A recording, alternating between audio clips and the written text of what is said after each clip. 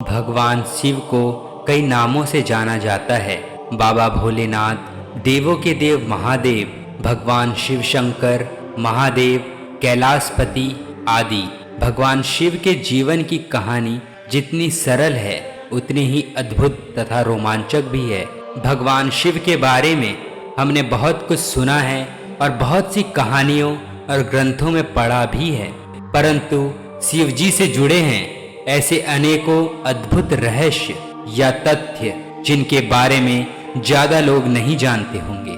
जैसे कि भगवान शिव का स्वरूप बाकी देवताओं से अलग क्यों है, वे क्यों अपने शरीर पर भस्म लगाते हैं, ऐसे अनेकों प्रश्न हैं जिसके उत्तर सब जानना चाहते हैं। आज हम आपको भगवान शिव से जुड़े ऐसे सभी रहस्यों के बारे में बताएंगे। आशा करते हैं यह आपको अवश्य पसंद आएंगे। वीडियो शुरू होने से पहले आप सभी से एक अनुरोध है, अगर वीडियो पसंद आए तो वीडियो को लाइक और चैनल को सब्सक्राइब अवश्य करें और बेल आइकन जरूर दबाएं ताकि आपको ऐसी ही महत्वपूर्ण और रोचक वीडियोस की जानकारी मिलती रहे। तो फिर चलिए शुरू करते हैं आज का वीडियो। शिवलिंग निराकार रूप को दर्शाता है। भगवान शिव की मुख्य आराधना शिवलिंग के रूप में की जाती है। क्या आप जानते हैं कि देवी देवताओं की खंडित मूर्ति की कभी भी पूजा नहीं की जाती, उन्हें विसर्जित कर दिया जाता है। लेकिन शिवलिंग कितना भी टूटा हो, खंडित हो, फिर भी शिवलिंग की पूजा की जाती है। इसीलिए भोलेनाथ का हर शिवलिंग उनके निराकार रूप को दर्शाता है। शिवलिंग पर बेलपत्र तो लगभग सभी चढ़ाते हैं। सभी जानते हैं बेलपत्र के बिना भगवान शिव की पूजा पूर्ण नहीं होती, लेकिन इसके लिए भी एक खास सावधानी बरतनी पड़ती है कि बिना जल के बेलपत्र नहीं चढ़ाया जा सकता। बेलपत्र हमेशा जल के साथ चढ़ाते हैं।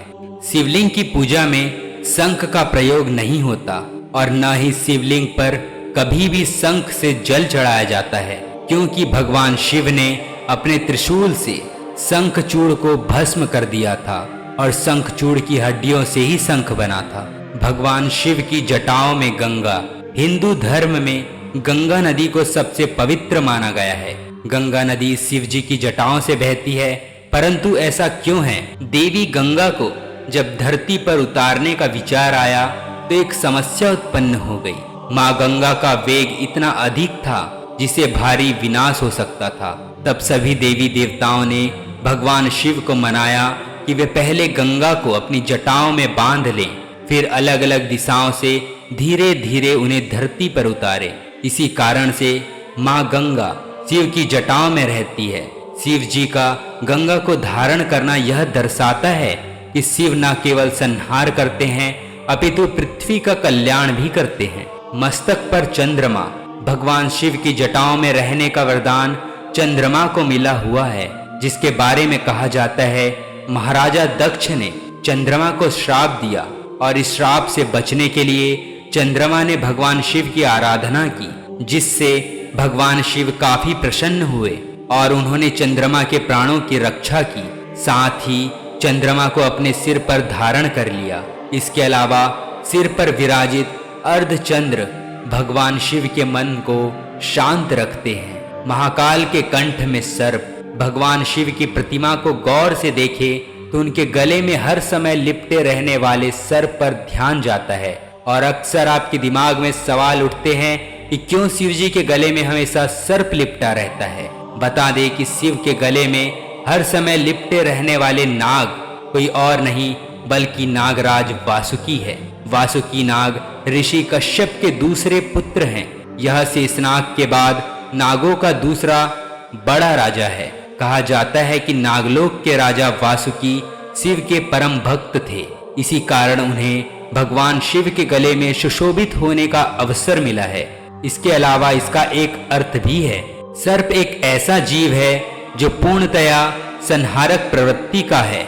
यदि सर्प किसी मनुष्य को काट ले तो मनुष्य का अंत निश्चित है।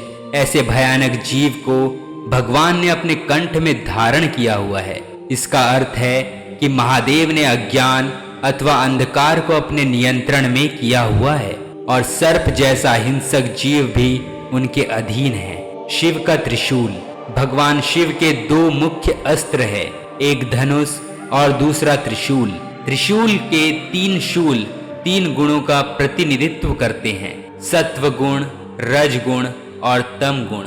इन 3 गुणों में सामंजस्य रहे, इसी कारण इन्हें भगवान शिव ने त्रिशूल में धारण कर रखा है। भगवान शिव का डमरू। शिव नृत्य के दौरान अपनी आध्यात्मिक ऊर्जा को प्रसारित करने के लिए डमरू का उपयोग करते हैं। ऐसे ही ब्रह्मांड में संगीत का प्रसार करने के लिए महादेव ने नृत्य करते हुए 14 बार डमरू बजाया था, जिससे माहेश्वर सूत्र यानी संस्कृत व्याकरण का आधार प्रकट हुआ था और इस ध्वनि से संगीत के छंद, ताल आदि का जन्म हुआ। भगवान शिव के डमरू से ही ओम ओम की आध्यात्मिक ध्वनि पैदा हुई, जो सभी जीवित वस्तुओं में मौजूद है और ब्रह्मांडीय ऊर्जा का एक स्रोत है। शिव का तांडव। महादेव के तांडव के बारे में तो सबने सुना है, यह विश्व भर में प्रसिद्ध है। तांडव सब सुनते ही भगवान शिव के रुद्र रूप का दृश्य सामने आ जाता है। परंतु क्या आप जानते हैं कि शिव के तांडव के 2 रूप हैं। एक रौद्र तांडव जो शिव के प्रलयंकारी क्रोध का प्रतीक है, दूसरा आनंद प्रदान करने वाला आनंद तांडव है।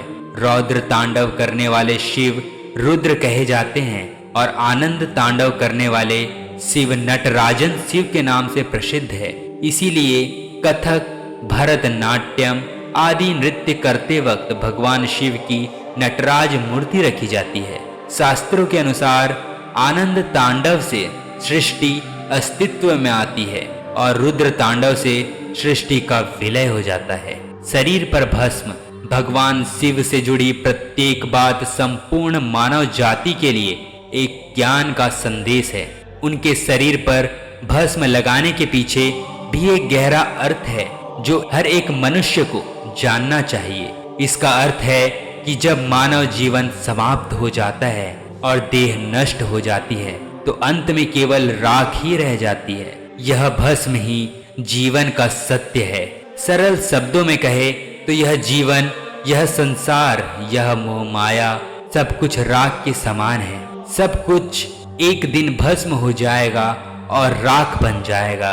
यही कारण है कि भगवान शिव ने भस्म से ही खुद का अभिषेक किया। माना जाता है कि भस्म के अभिषेक से वैराग्य और ज्ञान की प्राप्ति होती है। महाकाल का तीसरा नेत्र।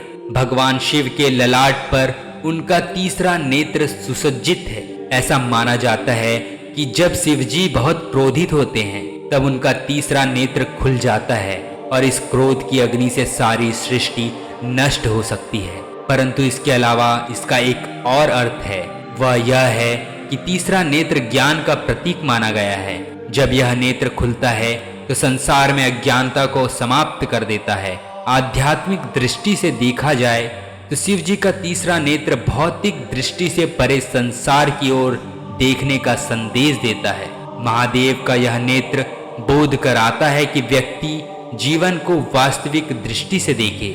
शिव जी का यह नेत्र 5 इंद्रियों से परे तीनों गुणों सत, रज और तम, तीनों कालों भूत, वर्तमान और भविष्य और तीनों लोकों स्वर्ग, पाताल एवं पृथ्वी का प्रतीक है। इसीलिए शिव जी को त्रयंबक भी कहा जाता है। वास्तव में तीसरा नेत्र खोलने का अर्थ है जीवन को अधिक गहराई से समझना और जीवन को एक नई नजर से देखना। संसार में प्रत्येक व्यक्ति को तीसरी आंख खोलने की अर्थात आध्यात्मिक ज्ञान प्राप्त करने की आवश्यकता है, जिससे जीवन को सफल तथा सार्थक बना जा सके। तो बस यहीं तक था आज का वीडियो। हमारे द्वारा दी गई जानकारी आपको कैसी लगी कमेंट सेक्शन में जाकर अपनी राय अवश्य दें। आपका हर एक कमेंट हमारे लिए बहुत महत्वपूर्ण है।